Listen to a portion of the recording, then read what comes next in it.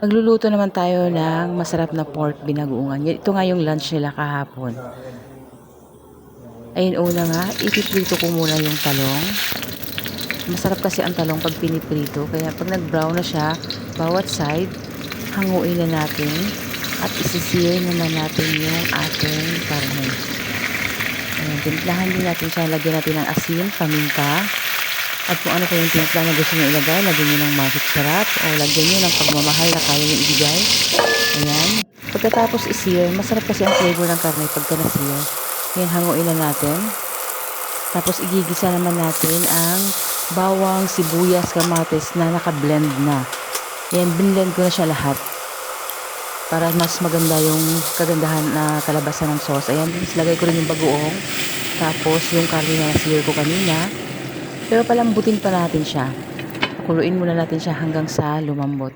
Ayan, pag malambot na, lagay ko yung sili na green. Tapos yung pinirito kong talong. Tapos ready to serve na. Ganun lang kadali ang aking pork binagoongan.